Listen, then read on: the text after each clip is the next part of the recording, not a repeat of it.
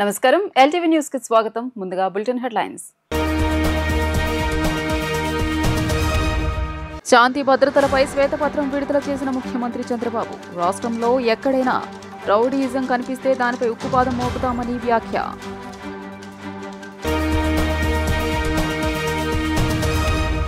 దేశంలో ఈ వ్యర్థాలు అధికంగా ఉత్పత్తి చేసే తొలి 3 రాష్ట్రాల్లో ఏపీ లేదన్న డిప్యూటీ సీఎం పవన్ కళ్యాణ్ రాబోయే రోజుల్లో ప్రతి జిల్లాలోనూ ఈ యూనిట్లు ఏర్పాటు చేయనున్నట్లు వెల్లడి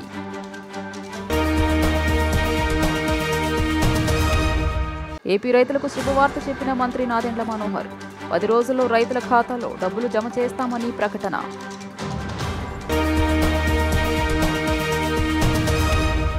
రాష్ట్రంలో ఎక్కడైనా రౌడీయిజం కనిపిస్తే దానిని సైతం ఉక్కుపాదంతో అణిచివేశామని ముఖ్యమంత్రి చంద్రబాబు తెలిపారు. తమ ప్రభుత్వం చర్యల వల్ల ప్రజల్లో భద్రత పెరిగి ప్రతి ఒక్కరిలో ఓ నమ్మకం అయితే వచ్చిందన్నారు. సాంకేతిక పరిజ్ఞానాన్ని ఉపయోగించుకుని శాంతి భద్రతలను కాపాడామని ఆయన వివరించారు. వైఎస్ జగన్ ప్రభుత్వ హయాంలో దయనీయంగా మారిన శాంతి భద్రతలపై ముఖ్యమంత్రి నారా చంద్రబాబు నాయుడు అసెంబ్లీలో శ్వేతపత్రం విడుదల చేశారు. ఈ సందర్భంగా ఆయన మాట్లాడుతూ మొత్తం 5 అంశాలుగా శ్వేతపత్రాన్ని విభజించామని తెలిపారు. ఆంధ్రప్రదేశ్ పోలీసులు శాంతి భద్రతలను చాలా చక్కగా మెయింటైన్ చేశారన్నారు. గతంలో రాయలసీమలో ఫ్యాక్షనిజాన్ని కంట్రోల్ చేశామని చెప్పారు. సీఎంలో ఫ్యాక్షనిజం లేకుండా చేయాలని చూశామని, ఆ క్రమంలో చివరకు తమ పార్టీ సీనియర్ ఎమ్మెల్యేలు 2 అరెస్ట్ చేసిన తర్వాత మిగిలిన వారిని అదుపులోకి తీసుకున్నామన్నారు. తద్వారా రాయలసీమ ఫ్యాక్షనిజం లేకుండా చేశామని సీఎం చంద్రబాబు గుర్తు చేశారు. అలాగే హైదరాబాద్లో మత ఘర్షణలను ఉక్కుపాదంతో అణిచివేశామన్నారు. దీంతో మత సామరస్యానికి వేదికగా హైదరాబాద్ను నిలిపామని ఆయన పేర్కొన్నారు. అంతేకాదు వామపక్ష తీవ్రవాదాన్ని సైతం గ్రే హౌండ్స్ ద్వారా అదుపులోకి తీసుకువచ్చే ప్రయత్నం చేశామన్నారు. ఇటీవల లోక్సభతో పాటు ఏపీ అసెంబ్లీకి ఎన్నికలు జరిగాయి. ఆంధ్రప్రదేశ్ ఓటరు ఎన్డీఏ కూటమికి పట్టం కట్టాడు. దీంతో రాష్ట్రంలో చంద్రబాబు ప్రభుత్వం కొలువు తీరింది. అయితే గత జగన్ ప్రభుత్వ పాలనలో రాష్ట్రంలో అభివృద్ధి, ఆర్థికాభివృద్ధే కాదు శాంతి భద్రతలు సైతం క్షీణించాయి. ఈ నేపథ్యంలో దాదాపు ప్రతి రంగంపై చంద్రబాబు ప్రభుత్వం శ్వేతపత్రం విడుదల చేయాలని నిర్ణయించింది. కొన్ని గ్రామాలకే పరిమితమైన ఫ్యాక్షనిజం తర్వాత రాజకీయాలు కూడా ఉపయోగించుకుని ఎక్కడికక్కడ నియోజకవర్గాల్లో కూడా ఫ్యాక్షన్ నియోజకవర్గాలుగా తయారు చేసే పరిస్థితికి వచ్చారు. అందుకనే మీరు చూస్తే రాయలసీమలో ఫ్యాక్షనిజం లేకుండా చేయాలని ఒక దృఢ సంకల్పంతో ముందుకు పోయాం. ఈరోజు ఈ హౌస్ ద్వారా రాష్ట్ర ప్రజానికాన్ని గుర్తు చేస్తున్నా, మా ఎమ్మెల్యేలని సీనియర్ నాయకుల్ని 2 అరెస్ట్ చేసిన తర్వాత మిగిలిన వాళ్ళని కూడా అరెస్ట్ చేసి రాయలసీమలో ఈరోజు ఫ్యాక్షనిజం లేకుండా పోయిందంటే దానికి కారణం తెలుగుదేశం పార్టీ అనే విషయం అందరూ గుర్తుపెట్టుకోవాలి. దానివల్ల దిశ ఈరోజు ఆ ప్రాంతంలో ఎక్కువ అభివృద్ధి జరిగే అవకాశం వస్తుంది. భవిష్యత్తులో ఇంకా ఎక్కువ అభివృద్ధి జరిగే అవకాశం ఉంటుంది. రౌడీ అనేవాడు లేకుండా ఆ పేరు వినపడేదానికే భయపడే పరిస్థితి తీసుకొచ్చాం. PD act ఉపయోగించాం. రౌడీల పైన ఉక్కుపాదం మోపాం. మొత్తం లా అండ్ ఆర్డర్ మెయింటైన్ చేశాం. అది తర్వాత వచ్చిన ప్రభుత్వాలు కూడా కొనసాగించే పరిస్థితికి వచ్చారు. అది శుభ పరిణామం అని చెప్పి కూడా నేను మీకు తెలియజేస్తున్నాను. నెక్స్ట్, సాంకేతిక సదుపాయాలు బాగా ఉపయోగించుకున్నాం. ఇప్పుడు డీజీపీ ఆఫీస్ ఉంది, ఒక మోడర్న్ ఆఫీస్. ఆ రోజు తెలుగుదేశం ప్రభుత్వంలో కట్టింది. ఇంకో పక్క సీసీటీవీ కెమెరాలు, కొన్ని వేల కెమెరాలు అన్ని జంక్షన్లో పెట్టాం. 14,770 కెమెరాలు పెట్టి నేరాలు జరక్క మునిపే ఒకవేళ నేరం జరిగినా పట్టుకునే వ్యవస్థకు శ్రీకారం చుట్టాం. బాడీ ఓర్న్ కెమెరాస్, పోలీసుల బాధ్యతగా ఉండాలని బాడీ ఓర్న్ కెమెరా పెట్టి బయట పోయినప్పుడు అవతల వాళ్ళతో మాట్లాడినప్పుడు వీళ్ళు మాట్లాడే విషయాలు వాళ్ళు మాట్లాడే విషయాలు రికార్డ్ అయ్యి అవి నేరుగా కంట్రోల్ రూమ్కి వచ్చేటివి. అంటే ఎవ్వరు కూడా పౌరుషంగా మాట్లాడము, 3rd డిగ్రీ ఈ ప్లింతీ లాంగ్వేజ్ మాట్లాడము, అటు ప్రజలు కానీ రౌడీలు కానీ పోలీసులు కానీ సక్రమంగా పనిచేయడానికి పెట్టాం. దేశంలో ఈ వ్యర్థాలు అధికంగా ఉత్పత్తి చేసే తొలి 3 రాష్ట్రాల్లో ఏపీ లేదని డిప్యూటీ సీఎం పవన్ కళ్యాణ్ అన్నారు. వీటిని సమర్థంగా తొలగింపునకు ప్రభుత్వం చర్యలు తీసుకుంటుందని చెప్పారు. ఇందులో భాగంగా ఏపీలో పలు చోట్ల రీసైకిల్ యూనిట్లు నెలకొల్పడం జరిగిందని చెప్పారు. రాబోయే రోజుల్లో ప్రతి జిల్లాలోనూ ఈ యూనిట్లు ఏర్పాటు చేయనున్నట్లు ఆయన వివరించారు. శాసన మండలి సమావేశాలు 3 రోజులు కొనసాగుతున్నాయి. ఈ సందర్భంగా మండలి సభ్యులు అడిగిన ప్రశ్నలకు మంత్రులు సమాధానమిచ్చారు. ఈ క్రమంలోనే రాష్ట్రంలో ఈ వ్యర్థాల తొలగింపునకు తీసుకున్న చర్యలపై ఎమ్మెల్సీలు ప్రశ్నలు వేశారు. వీటికి ఉప ముఖ్యమంత్రి పవన్ కళ్యాణ్ సమాధానమిచ్చారు.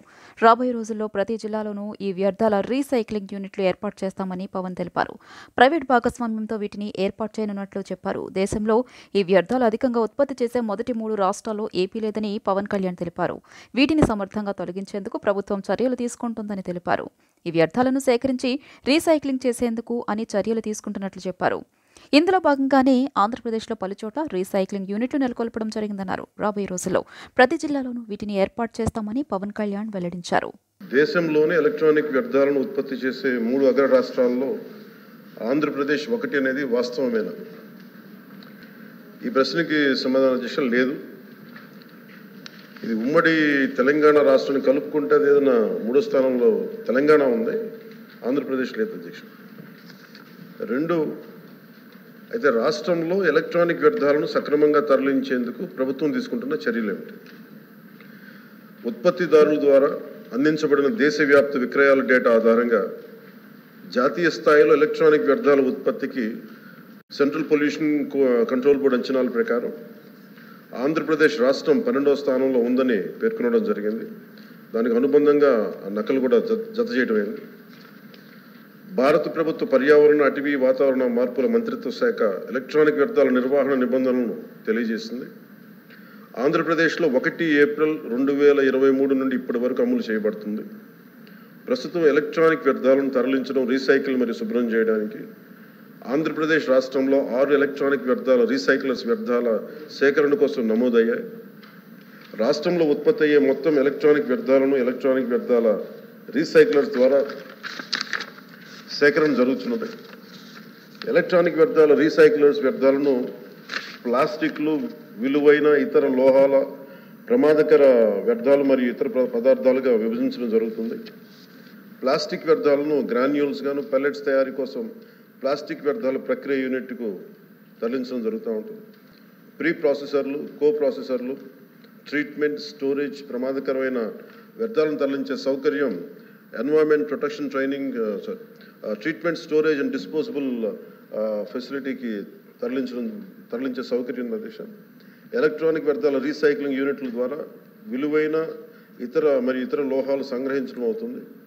మరి ఇనర్ట్ మెటీరియల్ తరలించడానికి తదుపరి శాస్త్రీయ ట్రీట్మెంట్ కోసం TSDFకి అంటే ట్రీట్మెంట్, స్టోరేజ్, డిస్పోజల్ ఫెసిలిటీకి దీన్ని తరలించబడుతుంది.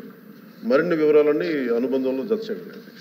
10 రోజుల్లో రైతుల ఖాతాల్లో డబ్బులు జమ చేస్తామని శాసన మండలిలో మంత్రి నాదెండ్ల మనోహర్ ప్రకటించారు. తొలి ప్రాధాన్యతగా రైతులకు చెల్లింపులు జరుపుతామని తెలిపారు. గత ప్రభుత్వం సివిల్ సప్లై శాఖపై 39,000 కోట్లు అప్పు చేసిందని ఆగ్రహం వ్యక్తం చేశారు.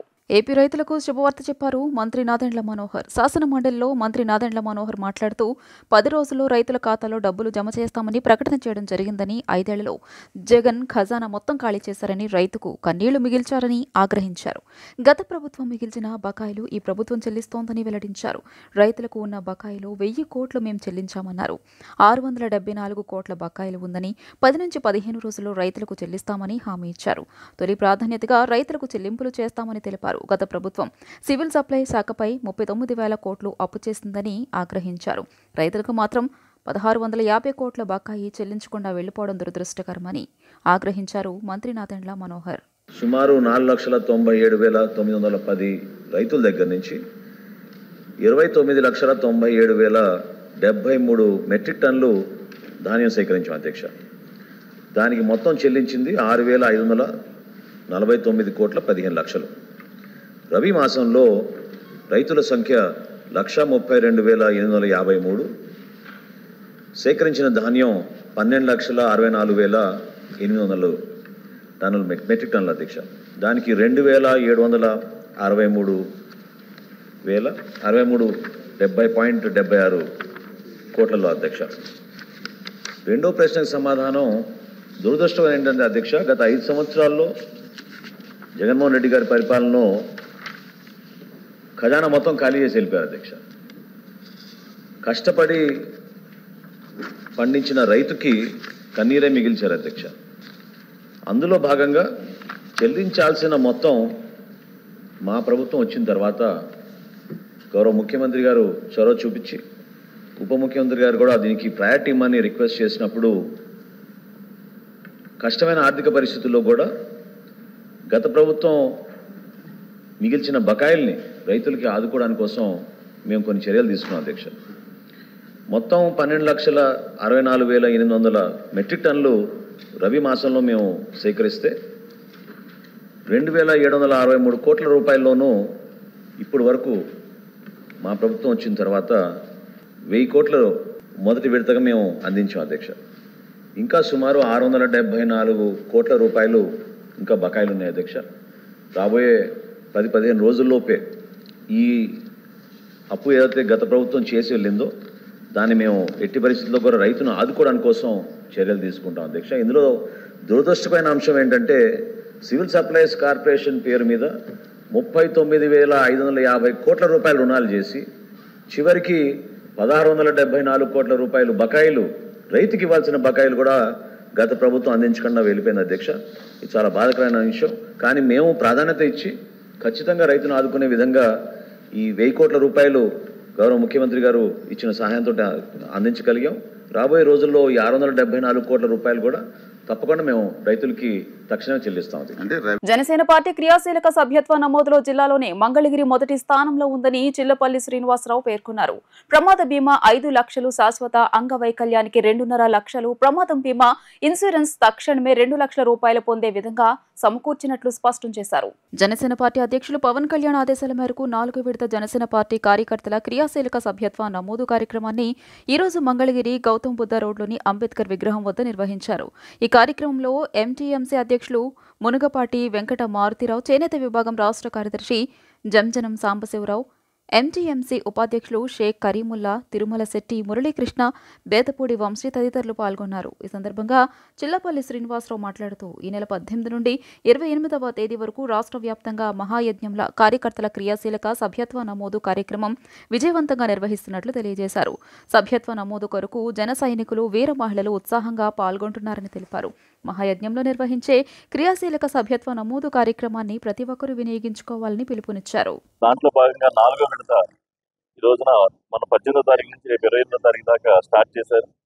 ఏదైతే పవన్ కళ్యాణ్ గారు కార్యకర్తల్ని కష్టపడతా ఉన్నారో వాళ్ళందరికీ అండగా ఉండేదానికి పవన్ కళ్యాణ్ గారికి కార్యకర్తకి ఒక మంచి బాండింగ్ ఉండే విధంగా ఈరోజు క్రియాశీలక కార్యకర్తలు బిగిన్ చేయడం మంగళగిరి నియోజకవర్గంలో ఒక 5 పవర్ పాయింట్ లాగా మంగళగిరి, దుగ్గిరాల, తాడేపల్లి, కొల్లకొండ, మహానాడు, ఉండవల్లి సెంటర్ ఇవన్నీ కూడా పెట్టాం. దాంట్లో భాగంగా ఈరోజు మంగళగిరిలో స్టార్ట్ చేయడం జరిగింది. మంగళగిరిలో ఏదైతే పవన్ కళ్యాణ్ గారు జనసేన పార్టీని ఒక ఉన్నతమైన స్థానానికి ఈ రోజున రాష్ట్రంలో కానీ అలాగే కేంద్రంలో కానీ అధికారంలో భాగస్వామైన పద్ధతి మనం చూసాం. ఆయన ఎంత నిజాయితీగా ఆంధ్ర రాష్ట్ర భవిష్యత్తు కోసం ఈ రోజున నిలబడి ఆయన ఒక ప్రజల విజయంగా, ఆంధ్ర రాష్ట్ర భవిష్యత్తుకి తగ్గ విజయంగా ఈరోజు సాధించడం. దాంట్లో భాగంగా ప్రతి ఒక్కరు కూడా జనసేన పార్టీ వైపు ఎదురు చూస్తాం, జనసేన పార్టీ వైపు చూస్తూ ఉన్నారు. దాంట్లో ఈరోజు మంగళగిరిలో కూడా ప్రతి ఒక్కరు క్రియాశీలక సభ్యత్వాల్లో జాయిన్ అవ్వడానికి రెడీగా ఉన్నారు. కాబట్టి ఈ బస్టాండ్ సెంటర్లో అంబేద్కర్ బొమ్మ దగ్గర ఈరోజు ఇక్కడ స్టార్ట్ చేయడం, అందరూ కూడా ఉత్సాహంగా పాల్గొంటా ఉన్నారు.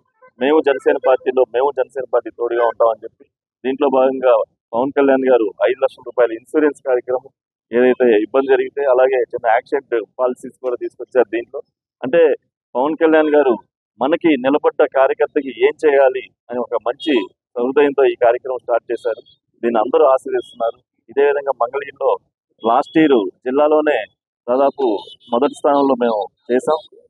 దాదాపు 6,000 పైచిలకు సభ్యత్వాలు. ఈరోజు మంగళగిరి రాష్ట్రంలోనే మొట్టమొదటి భారీగా మనం చేయాలని చెప్పి సంకల్పించి మా పట్టణాధ్యక్షులు కానీ, మా చేనేత విభాగం కానీ, మా యూత్ కానీ మొత్తం వీళ్ళంతా కూడా మనం నిలబడి చేస్తా ఉన్నారు. దీంట్లో ప్రమాద బీమా ఇన్సూరెన్స్ 5 లక్షలు, అలాగే శాశ్వత పూర్తి వైకల్యం కలిగితే 2.5 లక్షలు, అలాగే ప్రమాదం జరిగితే తక్షణం 50,000 రూపాయలు పవన్ కళ్యాణ్ ఇచ్చేదానికి దీనికి రెడీ చేశారు. అందరూ వినియోగించుకోవాలని చెప్పి మంగళగిరి నియోజకవర్గ ప్రజలందరూ కూడా కోరుకుంటాను. రాష్ట్రంలో ఎప్పుడూ లేని విధంగా టీడీఆర్ బాండ్ల జారీలో పెద్ద స్కామ్ జరిగిందని మున్సిపల్ పట్టణాభివృద్ధి శాఖ మంత్రి పొంగూరు నారాయణ అన్నారు. బాండ్లలో అక్రమాలు చూస్తే ఇలాంటి స్కామ్లు కూడా చేస్తారా అనిపించిందన్నారు. రాజకీయ ఒత్తిళ్లకు తలగ్గకుండా అధికారుల నిబంధనల ప్రకారం పనిచేయాలన్నారు. సచివాలయంలో పట్టణ ప్రణాళిక విభాగంలోని అధికారులతో మంత్రి నారాయణ సమీక్ష నిర్వహించారు. ఈ సందర్భంగా ఆయన మాట్లాడుతూ టౌన్ ప్లానింగ్ విభాగంలో గత 5 ఏళ్లలో పరిస్థితి దారుణంగా ఉందని చెప్పారు. విశాఖపట్నం, తణుకు, గుంటూరు, తిరుపతిలో టీడీఆర్ బాండ్ల జారీలో భారీగా అక్రమాలు జరిగాయని చెప్పారు. తణుకులో 29 బాండ్లను జారీ చేస్తే అన్ని అక్రమమేనని తేలిందన్నారు. ఈ అక్రమాలపై వేసిన అధికారుల కమిటీ ప్రాథమిక నివేదిక అందిందని, దీనిపై పూర్తిస్థాయి అధ్యయనం చేస్తామని చెప్పారు. బాండ్ల జారీలో ఎకరాల ప్రకారం విలువ కట్టాల్సి ఉన్నప్పుడు చదరపు గజాల ప్రకారం భూమి విలువ కట్టి అక్రమాలకు పాల్పడ్డారని చెప్పారు. ఒక చదరపు గజానికి 4,500 రూపాయలు ఉండగా 22,000గా లెక్క కట్టినట్లు చెప్పారన్నారు. టీడీఆర్ బాండ్స్ విషయంలో ఎన్నో అవకతవకలు జరిగినట్టుగా దాని మీద కమిటీలు కూడా వేశారు. గత ప్రభుత్వం వేసింది. తణుకు, తిరుపతి, తర్వాత వచ్చి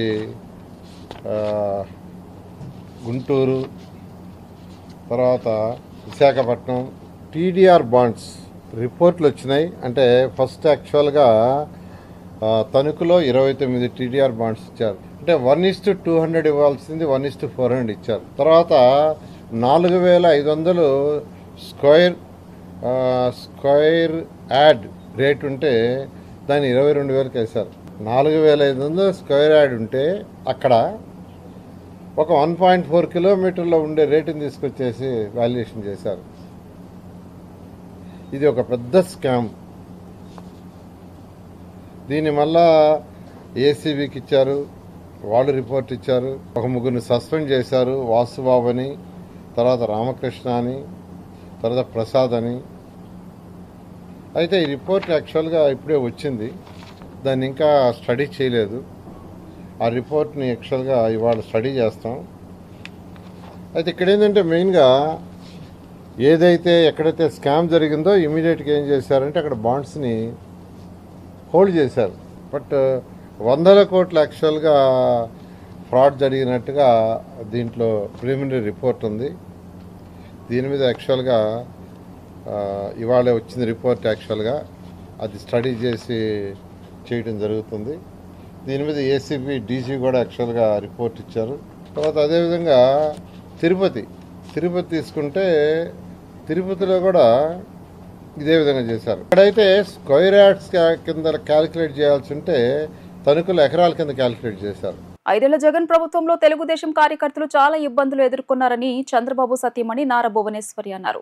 కార్యకర్తలు పార్టీ కోసం ప్రాణాలను పణంగా పెట్టారని గుర్తు చేశారు. కుప్పం ప్రజలకు తాము ప్రకటించిన ప్రత్యేక మేనిఫెస్టోను చంద్రబాబు తప్పకుండా అమలు చేస్తారని ఆమె స్పష్టం చేశారు. ముఖ్యమంత్రి నారా చంద్రబాబు నాయుడు సతీమణి నారా భువనేశ్వరి చిత్తూరు జిల్లా కుప్పం నియోజకవర్గంలో 2వ రోజు పర్యటించారు. ఈ సందర్భంగా ఆమె మాట్లాడుతూ కుప్పం మున్సిపాలిటీ అభివృద్ధికి 250 కోట్ల రూపాయలను ముఖ్యమంత్రి చంద్రబాబు నాయుడు మంజూరు చేశారని తెలిపారు. గత 5 ఏళ్లుగా పార్టీ కార్యకర్తలు కుప్పంలో చాలా ఇబ్బందులు ఎదుర్కొన్నారని వెల్లడించారు. పార్టీ కోసం జీవితాలను త్యాగం చేశారని కొనియాడారు. ఎంతో మంది టీడీపీ కార్యకర్తలు తమ ప్రాణాలను పార్టీ కోసం పణంగా పెట్టారని గుర్తు చేశారు. పార్టీ కోసం కష్టపడిన ప్రతి కార్యకర్తకు తగిన గుర్తింపు ఉంటుందని భరోసా కల్పించారు. కష్టాలు ఎదుర్కొన్న కార్యకర్తలకు పార్టీ అన్ని వేళలా అండగా నిలబడుతుందన్నారు. కుప్పం ప్రజలకు ఇచ్చిన ప్రత్యేక మేనిఫెస్టోను చంద్రబాబు తప్పకుండా అమలు చేస్తారని ఆమె స్పష్టం చేశారు. మీకు మీ కుటుంబంలో మీ బిడ్డలకి ఉద్యోగాలు కలిగిందా? ఇవన్నీ మీరు ఆలోచించారు గనక మీరు ముందుకొచ్చి ఎవరికి ఏమి మాట్లాడకుండా చెప్పకుండా మీ ఓటుతో ప్రజల ప్రభుత్వం అనేది మీరు తీసుకొచ్చారు. అది మీలో ఉండే గొప్పదనం. పోయిన వైసీపీ ప్రభుత్వం వాళ్ళు చేసిన అరాచకాలు ప్రతి ఒక్కడు భరించారు. అందుకే మీరందరూ కలిసి ప్రజల ప్రభుత్వం తీసుకొచ్చినందుకు, కూటమి ప్రభుత్వం తీసుకొచ్చినందుకు తప్పకుండా ఈ కూటమి ప్రభుత్వం మీకు ఏమేమి చేయాలో, తప్పకుండా ఏమేమి హామీలు మీకు ఇచ్చారో తప్పకుండా అది చంద్రబాబు నాయుడు గారు ముందుకు తీసుకెళ్తారు. మీకు ఆయన నాయకత్వం గురించి తెలుసు. ఆయన కుప్పం నియోజకవర్గానికి ఏమి ఆయన ఇస్తానన్నారో తప్పకుండా అది ముందుకు తీసుకెళ్తారు. మెయిన్ గా ఇక్కడ ఫ్యాక్టరీలు గాని, ఇండస్ట్రీస్ గాని తప్పకుండా తీసుకొస్తారు. మీ బిడ్డలకి ఉద్యోగాలు కలిగిస్తారు. మీరు ఇతర రాష్ట్రాలకి వెళ్ళక్కర్లేదు. ఏ తల్లైనా కోరుకుంటుంది బిడ్డలు తనతో ఉండాలని. తప్పకుండా అది జరుగుతుంది. ఆయన ఇంకేమి చెయ్యాలి, ప్రజలకి ఇంకేమి చేస్తే వాళ్ళు సంతోషంగా ఉంటారు. ఆ సంతోషంతో మన రాష్ట్రం అభివృద్ధి చెందాలి. ఎందుకంటే ప్రజలు సంతోషంగా ఉంటేనే కదా ఒక రాష్ట్రం సంతోషంగా ముందుకెళ్తుంది. అవునా కాదమ్మా? కుటుంబం ఎంతో రాష్ట్రం కూడా అంతే. సో తప్పకుండా మీకు ఆయన తప్పకుండా చాలా పథకాలు తీసుకొచ్చి ప్రజల కోసం ఆయన ముందుకెళ్తారు.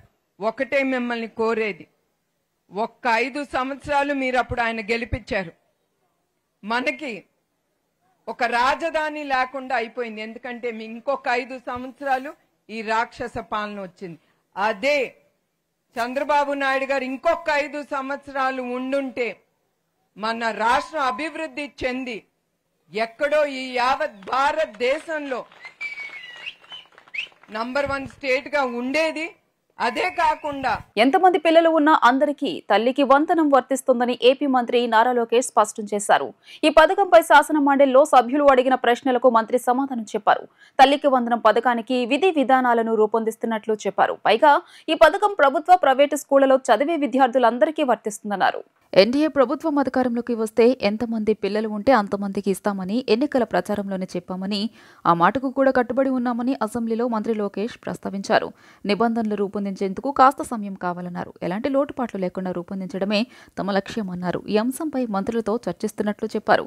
గతంలో ఒక్కొక్కరికి 15,000 రూపాయలు ఇస్తామని చెప్పి ఆ తర్వాత 14,000 రూపాయలు, అనంతరం 13,000 రూపాయలకు తగ్గిందన్నారు.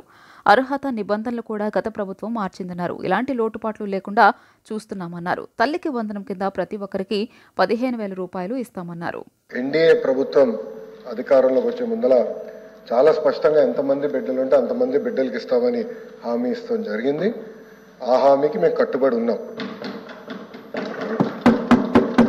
రెండో అంశం అధ్యక్ష, అందుకే గైడ్ లైన్స్ రూపొందించడానికి కొంచెం సమయం కావాలని అడిగాం. నేను కూడా ఇది కొంచెం సీరియస్గా తీసుకుంటున్నా. మంత్రులందరితో కూడా మేము చర్చిస్తున్నాం. గతంలో జరిగిన లోటుపాట్లు జరగకూడదనేది మా లక్ష్యం. మీరన్నట్టు గతంలో 15,000 రూపాయలని, తర్వాత అది కాస్త నెక్స్ట్ ఇయర్ 14,000కి అయింది, తర్వాత 13,000కి అయింది. 1,000 రూపాయలు టీఎంఎఫ్ అన్నారు, ఇంకో 1,000 రూపాయలు ఎస్ఎంఎఫ్ అని అది డబ్బులు తీసుకుంటాం జరిగింది. అంతేకాకుండా ఎలిజిబిలిటీ క్రైటీరియా కూడా మార్చడం జరిగింది అధ్యక్ష.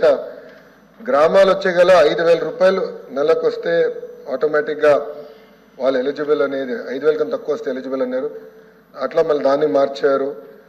భూమి కూడా అది కూడా మార్చారు. దాని తర్వాత ఎలక్ట్రిసిటీ కన్జంప్షన్ విషయంలో కూడా కొన్ని నుసుకలు జరిగినాయి.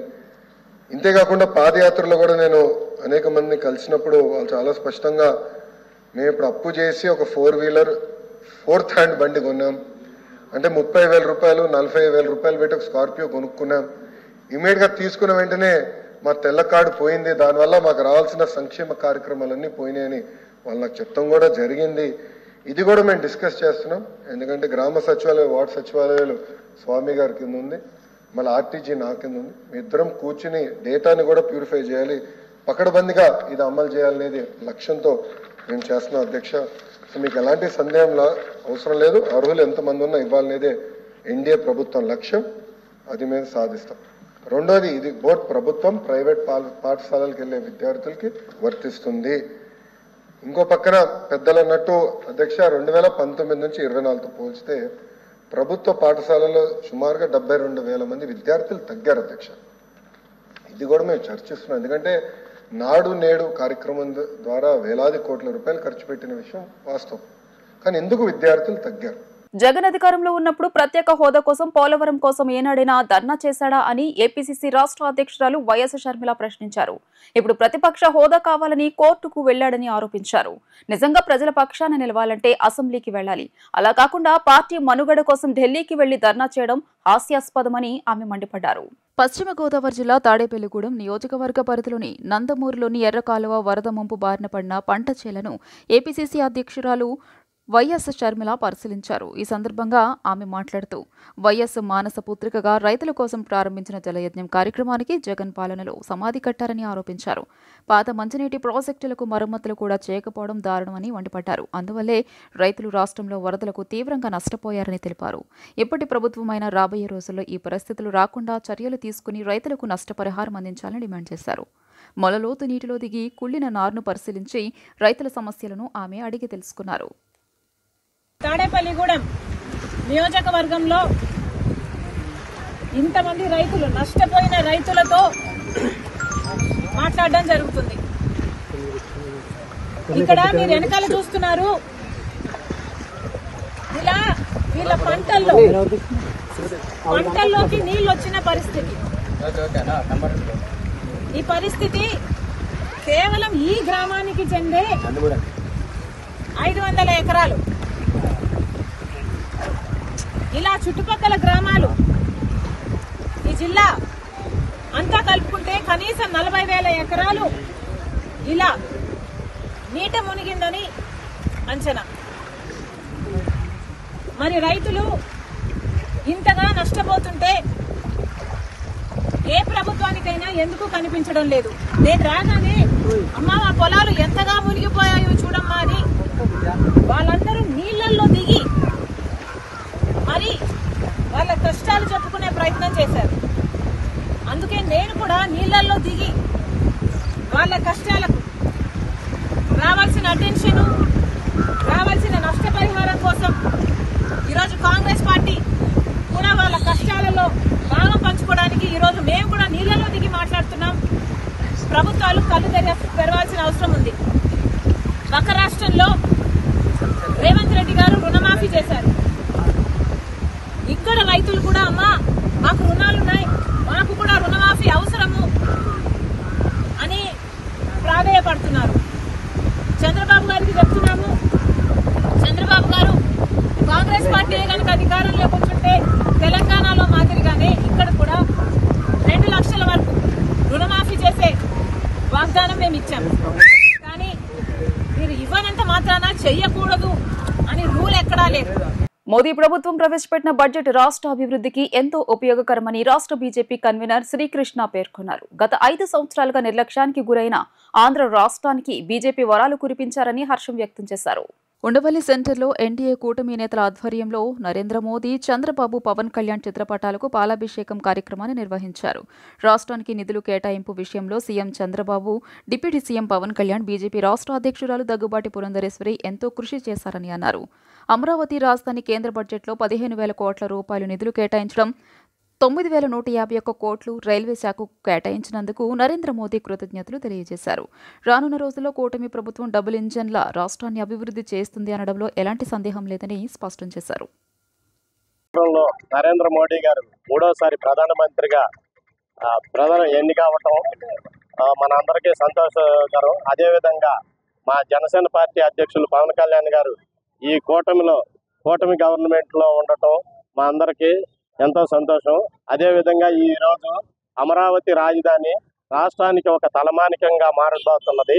ఇది ప్రపంచ దేశాల్లో కూడా ఈ అమరావతి రాజధాని అనేది ప్రపంచ ప్రఖ్యాతిగాంచిన ఖ్యాతిని గడిస్తుందని, అదేవిధంగా మన చంద్రబాబు నాయుడు గారు ముఖ్యమంత్రిగా ఆయన ఎక్స్పీరియన్స్ మొత్తం, ఆయన అనుభవాలు మొత్తం ఈ రాజధాని మీద పెట్టి ఆయన బ్రతికున్నంత కాలం తర్వాత ఏ విధంగా అయినా ఈ అమరావతి రాజధాని అనేది శాశ్వతంగా నిర్మించబోతున్నారని ప్రపంచ దేశాలన్నీ మన దేశం వైపు చూసే విధంగా ఆంధ్ర రాష్ట్రం వైపు ప్రఖ్యాతిగాంచిన రాజధానిగా చేయబోతున్నారని తెలియజేస్తూ, ఆంధ్రప్రదేశ్లో ప్రతి డెవలప్మెంట్ విషయంలో మేము ఉంటాం, కేంద్ర సహకారం ఎప్పుడూ ఉంటుందని మోదీ గారు ప్రకటించడం, పార్లమెంట్లో నిర్మలా సీతారామన్ గారు ప్రకటించడం సంతోషదాయకం.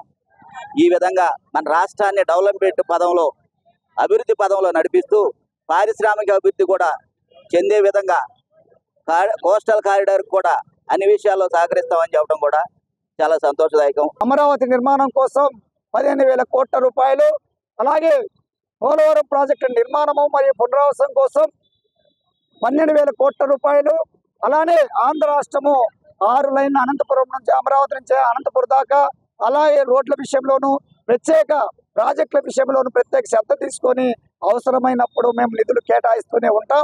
ఆంధ్ర రాష్ట్రానికి మేము అండగా ఉంటామని చెప్పినటువంటి ప్రధానమంత్రి నరేంద్ర మోడీ గారికి ధన్యవాదాలు తెలుపుకుంటూ, నిన్న గుంటూరు జిల్లా భారతీయ జనతా పార్టీ ఆధ్వర్యంలో పెద్ద ర్యాలీ జరిగింది. ఆ సందర్భాన్ని పురస్కరించుకొని ఈరోజు తాడేపల్లి బీజేపీ పట్టణ కమిటీ ఆధ్వర్యంలో మరి కూటమి నాయకత్వంలో ఈరోజు ప్రధానమంత్రి మోడీ గారికి, చంద్రబాబు నాయుడు గారికి, అలానే పవన్ కళ్యాణ్ గారికి మరి కృతజ్ఞత తెలుపుకుంటూ పాలాభిషేకం చేయడం జరిగింది. వార్తలు ముగించే ముందు హెడ్లైన్స్ మరోసారి. శాంతి భద్రతలపై శ్వేతపత్రం విడుదల చేసిన ముఖ్యమంత్రి చంద్రబాబు. రాష్ట్రంలో ఎక్కడైనా రౌడీయిజం కనిపిస్తే దానిపై ఉక్కుపాదం మోపుతామని వ్యాఖ్య.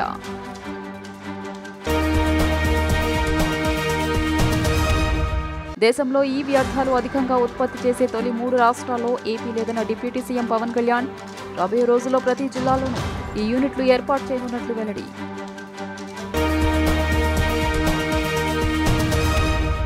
ఏపీ రైతులకు శుభవార్త చెప్పిన మంత్రి నాదెండ్ల మనోహర్.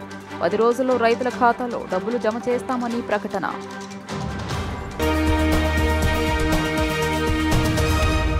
ఈ వార్తలు ఇంతటితో సమాప్తం. నమస్కారం.